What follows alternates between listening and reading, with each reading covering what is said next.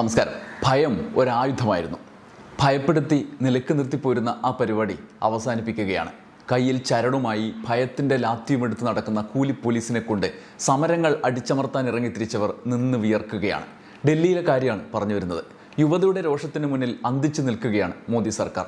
ഇത്ര വലിയ സർക്കാരിനോടോ, ഇത്ര ഭൂരിപക്ഷമുള്ള സർക്കാരിനോടോ, കർഷക മാർച്ച് വരെ അടിച്ചമർത്തിയ സർക്കാരിനോടോ എന്ന് മോദിസ്റ്റുകൾ ഊറ്റം കൊള്ളുന്നത് നമുക്ക് ചുറ്റും കാണാം. എന്നാൽ സംഭവം ചില്ലറക്കളിയായിരുന്നില്ല.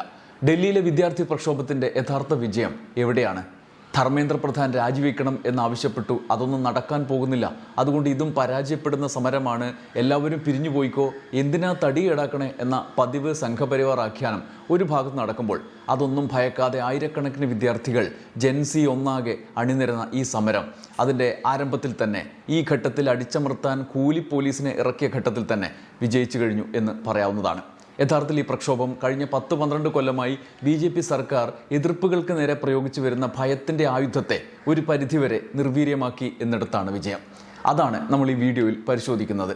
സമരത്തെ ഭയപ്പെടുത്താൻ ഭയത്തിൻ്റെ ലാത്തിയുമായി എത്തിയ സംഘത്തിൽ നിന്ന് തുടങ്ങാം. ഒടുവിൽ പുറത്തു വന്ന ചിത്രങ്ങൾ നോക്കൂ. കേന്ദ്ര അന്വേഷണ ഏജൻസികളും കൂറുമാറ്റ പദ്ധതികളും ബില്ലുകളും നിയമങ്ങളും പോലീസും ഒക്കെ ചേർന്നുണ്ടാക്കിയ ഭയത്തിൻ്റെ കെണി. ആ കെണിയിൽ വീണ മുഖ്യധാരയും പ്രതിപക്ഷമടക്കമുള്ള രാഷ്ട്രീയ പാർട്ടികളും വീണും തകർന്നും ഉരുണ്ടും പെരണ്ടും പോകുമ്പോൾ ഒരു യുവത ഇതൊക്കെ ഞങ്ങൾക്ക് പുല്ലാണ് എന്ന് പറഞ്ഞ് ജന്തർ മന്ദിറിനെ ഇന്ത്യയുടെ പ്രതിഷേധത്തിൻ്റെ തലസ്ഥാനമാക്കി മാറ്റി. BJP സർക്കാർ എങ്ങനെയെല്ലാമാണ് ഈ സമരത്തെ മുൻ അനുഭവത്തിൻ്റെ വെളിച്ചത്തിൽ ഭയപ്പെടുത്തലിൻ്റെ ലാത്തി കൊണ്ട് നേരിടാൻ പദ്ധതിയിട്ടത്? പോലീസും പട്ടാളവും കൂടാതെ ആ സമരത്തെ നേരിടാൻ ഇറങ്ങിത്തിരിച്ച ചരട് കെട്ടിയ കൂലി പോലീസിൻ്റെ ചിത്രങ്ങൾ ഒടുവിൽ പുറത്തു വന്നിട്ടുണ്ട്. ഈ ചിത്രങ്ങൾ തെളിയിക്കും എന്തായിരുന്നു പദ്ധതിയെന്ന്. ഔദ്യോഗിക പോലീസ് സംവിധാനം കൂടാതെ ഈ സമരത്തെ നേരിടാൻ BJP സർക്കാർ കൂലി പട്ടാളത്തെ ഇറക്കിയോ? അതുകൂടാതെ അടിച്ച് തലപൊട്ടിച്ച് ചോരയൊലിപ്പിച്ച് നിൽക്കുന്ന യുവാക്കളെ പോലീസ് വണ്ടിയിൽ കയറ്റിയിരുത്തി. ആശുപത്രികളിൽ പോലും കൊണ്ടുപോകാതെ അവിടെ ഇരുത്തി. ഒടുവിൽ ജോൺ ബ്രിട്ടാസും AR റഹീമും അടങ്ങുന്ന MP-മാരെത്തിയാണ് ആശുപത്രിയിൽ എത്തിച്ചത്. एक है वो तो ठीक है, आप अभी हमने आए एक है आपका ऑफिसर से बुला दो, ऑफिसर ഡീൻ കുര്യാക്കോസ് അടക്കമുള്ള MP-മാരെ വലിച്ചിഴച്ച് വണ്ടിയിൽ കയറ്റി കൈകാര്യം ചെയ്യുന്നത് നമ്മൾ കണ്ടു. ഇതൊക്കെ അവിടെ നടന്നപ്പോൾ അതിലും വലിയ അതിക്രമമാണ് വിദ്യാർത്ഥികളോട് പോലീസ് കാണിച്ചുകൊണ്ടിരുന്നത്. പേടിപ്പിച്ച് പിന്മാറ്റാനുള്ള ആ നീക്കം പക്ഷേ പാളിപ്പോയി. ഇതുവരെ കണ്ട സമരവും സംഘവുമായിരുന്നില്ല യുവജനങ്ങളുടേത് എന്ന് സർക്കാരിന് ഒടുവിൽ തിരിച്ചറിയേണ്ടി വന്നു. ഭയത്തിൻ്റെ ലാത്തികൾ അവരെ ശാരീരികമായി വേദനിപ്പിച്ചിരിക്കാം, പക്ഷേ അവർക്കത് ജീവൻ മരണ പോരാട്ടമാണ് എന്ന് തിരിച്ചറിഞ്ഞുകൊണ്ടുള്ള സമരം. പരീക്ഷയും തൊഴിലും പറഞ്ഞ് ജനത്തെ കബളിപ്പിക്കുന്ന വിദ്യാർത്ഥികളെയും ഉദ്യോഗാർത്ഥികളെയും മരണക്കെണിയിലേക്ക് തള്ളിവിടുന്ന ഭരണകൂടത്തിൻ്റെ പരിപാടികൾക്കെതിരെ ഞങ്ങൾ പോരാടാനുണ്ട് എന്നാണ് അവർ പ്രഖ്യാപിച്ചത്. ഒടുവിൽ അവരെ പാറ്റകളെന്നും ജെൻസി എന്നും പേടിച്ചോടികളെന്നും ഒക്കെ പറഞ്ഞ് പരിഹസിച്ചവർ അവർക്ക് ചുറ്റും കറങ്ങിക്കൊണ്ടിരിക്കുകയാണ് ഇപ്പോൾ.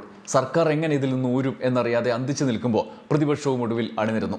ഇടതുപക്ഷ പാർട്ടികൾ ആദ്യം തന്നെ പിന്തുണയുമായി കൂടെയുണ്ടായിരുന്നു. കോൺഗ്രസും രാഹുൽ ഗാന്ധിയും ഒടുവിൽ ഇന്നലെ കൂടെ രംഗത്തിറങ്ങി. പ്രതിപക്ഷ നേതാവിനെതിരെയും പോലീസ് നടപടിയുണ്ടായി. പ്രതിപക്ഷം കൂടെ ഇറങ്ങിയതോടെ കേന്ദ്രമന്ത്രി തന്നെ നേരിട്ട് ചർച്ചയ്ക്കും എത്തി. പ്രതിപക്ഷത്തിൻ്റെ ഇടപെടലൊക്കെ കൊള്ളാം. ഇനി പാറ്റകളുടെ വിദ്യാർത്ഥികളുടെ ഈ രോഷത്തെ നിങ്ങളായിട്ട് ചർച്ചയൊക്കെ ചെയ്ത് അട്ടിമറിക്കാതിരിക്കാൻ പ്രത്യേകം ശ്രദ്ധിക്കണം. എന്തായാലും ഒരു കാര്യം ഉറപ്പാണ്, ഭയത്തിൻ്റെ ലാത്തികളിൽ അവർ പേടിച്ചോടാൻ വന്നവരല്ല എന്ന് പ്രഖ്യാപിക്കുകയാണ് ഡൽഹിയിൽ. അതിൻ്റെ ഏറ്റവും വലിയ ഉദാഹരണമാണ് യുവതയുടെ പ്രതീകങ്ങളായ സെലിബ്രിറ്റികളുടെ നിര. ദേശീയതലത്തിൽ തന്നെ സൂപ്പർ സെലിബ്രിറ്റികളുടെ മേൽ ഭയത്തിൻ്റെ ഏജൻസികൾ കണക്ക് ചോദിച്ച് അണിനിരന്ന് നിൽക്കുന്നതിൻ്റെ പേടിയൊന്നും പുതിയ തലമുറയ്ക്കില്ല. അവർ നിലപാട് പറഞ്ഞു കേട്ട് അന്തിച്ചിരിക്കുകയാണ് സർക്കാരും നാടും ഒന്നാകെ. അതിൽ തന്നെ കേരളത്തിൽ നിന്നുള്ളവരുണ്ട്. ഒരു ഭാഗത്ത് നിലപാട് പറഞ്ഞതിന് ആഴ്ചക്കാഴ്ചയ്ക്ക് പൃഥ്വിരാജിനെ പള്ളുവിളിച്ച് നടക്കുകയായിരുന്ന ഒരു സംഘത്തിന് മുന്നിൽ അപ്രതീക്ഷിതമായ ആഘാതവും ഇനിയും ഉറക്കമില്ലാത്ത വിദ്വേഷ പ്രചരണത്തിന് കാരണവുമായി ഒരു നിര തന്നെ പ്രത്യക്ഷപ്പെട്ടു. അങ്ങ് ഡൽഹിയിൽ പ്രകാശ് രാജും ഇവിടെ ജോത്സ്നയും രഞ്ജിനി ഹരിദാസും അടക്കമുള്ളവരുടെ പ്രതികരണങ്ങളെക്കുറിച്ച് കഴിഞ്ഞ ദിവസം നമ്മൾ ചർച്ച ചെയ്തതാണ്.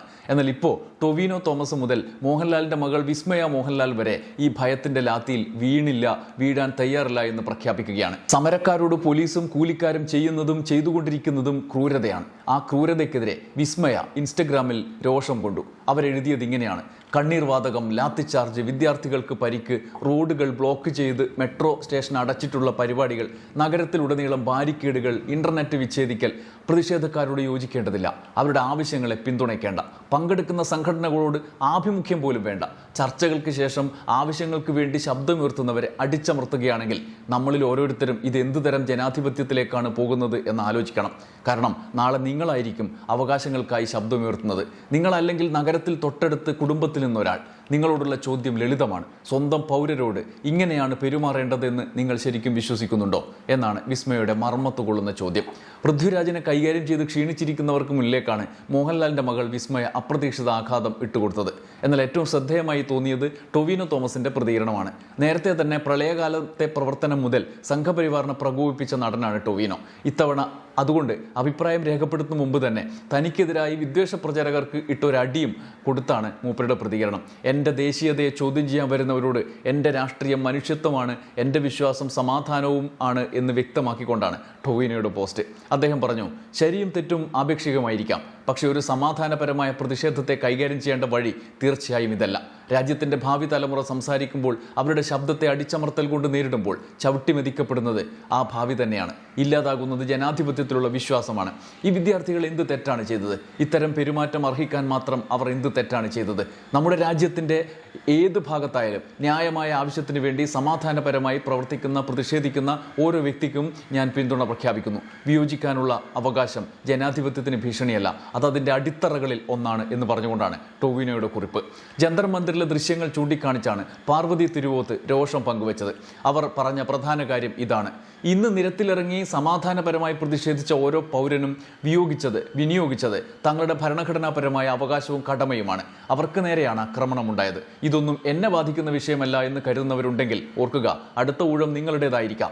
നമ്മുടെ രാജ്യത്തെ ഏകാധിപത്യത്തിലേക്ക് തള്ളിയിടാൻ ശ്രമിക്കുന്നവരുടെ വാക്കുകൾ കേട്ട് മിണ്ടാതിരിക്കരുത് എന്ന് രൂക്ഷമായ ഭാഷയിലാണ് പാർവതിയുടെ പ്രതിഷേധക്കുറിപ്പ്. ഇന്ത്യൻ നെറ്റ്ബോൾ ക്യാപ്റ്റനും നടിയും ആയ പ്രാചി തെഹ്ലാൻ, സംവിധായകൻ ആഷി കപൂർ, നടി റിമ കല്ലിങ്കൽ, ശബാന ആസ്മി, സിജ റോസ്, നോയിഡ ഫ്രാൻസി തുടങ്ങിയ വലിയ നിര തന്നെ, യുവതയുടെ പ്രാതിനിധ്യം തന്നെ രംഗത്തെത്തി. നടൻ അപ്പാനി ശരത്തിന്റെ പ്രതികരണത്തിലെ ശ്രദ്ധേയമായ വരികൾ ഭയത്തിന്റെ ലാത്തിയുമായി എത്തിയ സർക്കാരിനുള്ള ഓർമ്മപ്പെടുത്തലാണ്. അദ്ദേഹം എഴുതുന്നു, ഈ നാട്ടിൽ എന്നെപ്പോലെ ഒരുപാട് രക്ഷിതാക്കളുണ്ട്.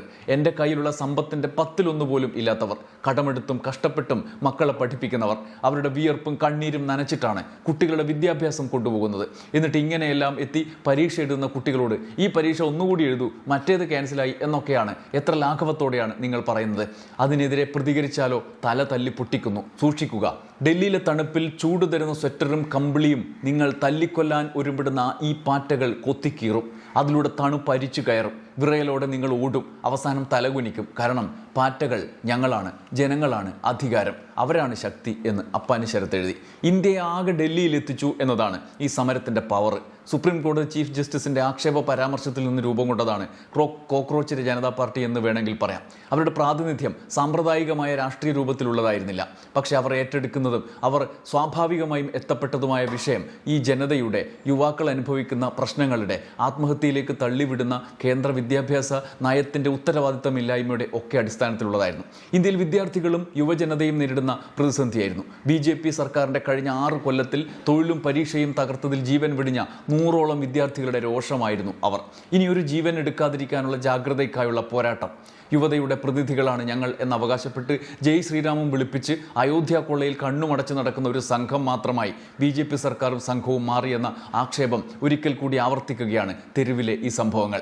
ഒരു സമരവും പാർലമെന്റിലെ ചർച്ചയും കഴിഞ്ഞ് ആപ്പീസും പൂട്ടി വീട്ടിൽ പോവുക എന്ന കഴിഞ്ഞ 2 ദശകമായി കാണുന്ന സാമ്പ്രദായികമായ പ്രതിപക്ഷ പ്രവർത്തനത്തിന് പ്രത്യേകിച്ചൊന്നും ചെയ്യാനുണ്ടായിരുന്നില്ല. ജന്തർ മന്ദിറിലെ പ്രതിഷേധം ആരംഭിച്ചപ്പോൾ നാമമാത്രമായ പ്രതിപക്ഷ പിന്തുണയാണ് അവർക്ക് കിട്ടിയത് തന്നെ. CPM, CPI, അവരുടെ പോഷക സംഘടനകൾ ഒക്കെ മാത്രമാണ് ആദ്യം അവർക്കൊപ്പം അണിനിരുന്നത്. മാധ്യമങ്ങൾ, ഗോദി മീഡിയകൾ അവയെല്ലാം തമസ്കരിച്ചു എന്ന് മാത്രമല്ല, പാറ്റകൾക്കെതിരായ നിരന്തര നറേറ്റീവ് അടിച്ചുവിടുകയും ചെയ്തു. എന്നാൽ അതിന് വെല്ലുന്ന സ്വീകാര്യതയാണ് സോഷ്യൽ മീഡിയയിൽ അവർക്ക് കിട്ടിയത്.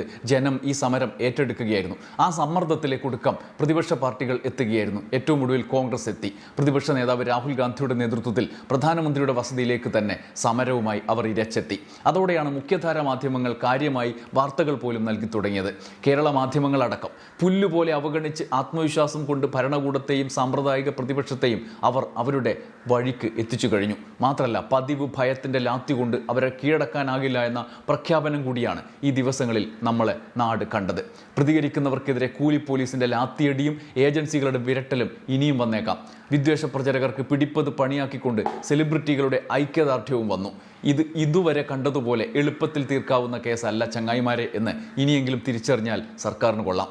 ഭയം കൊണ്ട് നിയന്ത്രിക്കുന്ന കാലം അസ്തമിച്ചു തുടങ്ങിയതാണ് ഈ സമരത്തിൻ്റെ ഏറ്റവും വലിയ സന്തോഷവും വിജയവുമായി ഞാൻ കാണുന്നത്. നന്ദി, നമസ്കാരം.